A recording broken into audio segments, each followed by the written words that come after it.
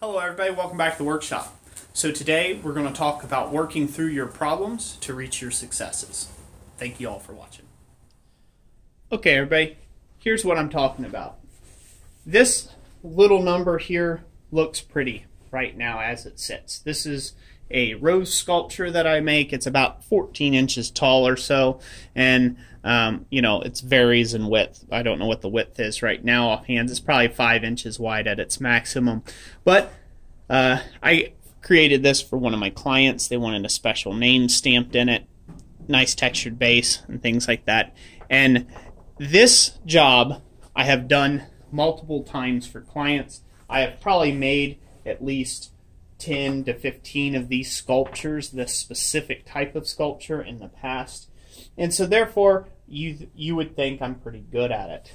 But this particular sculpture gave me nothing but trouble. Nothing but trouble throughout the whole process. Okay? So I'm really excited to see this go to the customer and come and be out of my shop officially.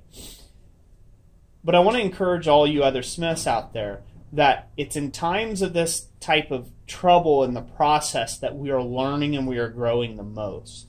So I had to figure out how to overcome my difficulties. And what difficulties was I having? Well, when you're joining copper to steel, you have got to use some method that you can drive and tighten up the copper bloom to the steel stem. Now you would say, okay, well, just a standard tenon or a steel tenon would work, but it doesn't, because if you drive that tenon down, you can never get it tight enough. And the reason why you can't get it tight enough is the copper is softer, so it expands as the tenon swells. So you have to come up with an alternate method in order to attach the bloom to the stem. So what I've normally come up with is I usually leave this up here alone. I forge the rest, and I just drill and tap a hole in there to be able to put a bolt and hold all the petals together and tighten it up really nice and tight after the blooming is done. Well, you would think that would work. I snapped a drill bit off in the hole. Okay, couldn't get the drill bit out, had to cut off, re-weld on another little stub because I had all this done and forged at this point and welded up together. Went in, drilled another hole, got to tapping it, snapped a tap off in that hole. Had to cut it off, re-weld another one on. Finally, I got it drilled and a hole tapped in it. Woohoo, right?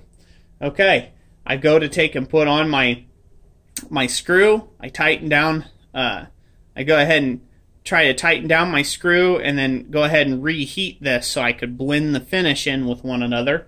And what ended up happening, I sheared that screw off inside the hole. Had to cut it off again. Next time, I came back and I put a bolt. Literally, this is getting ridiculous at this point. I put a bolt on it, welded it up, okay? Welded it up entirely, so this way now I have just a bolt sticking up, and I was going to use a nut instead to take and hold the bloom together. What do you think happened? Well, I took and got the nut threaded down on there as tight as it would go, and I thought to myself, hey, I'll just put a tack weld on there, that way that will never back out like I have been accustomed to doing. So this way it will never loosen up. Guess what? I tack welded up, formed the bloom was rocky all over. I tack welded the nut, so now I can't tighten this screw anymore. Had to cut it off and go again. Finally, after all that, and I spent probably 6 hours monkeying around with just this portion of this item right now. And so, as you can tell, it's together.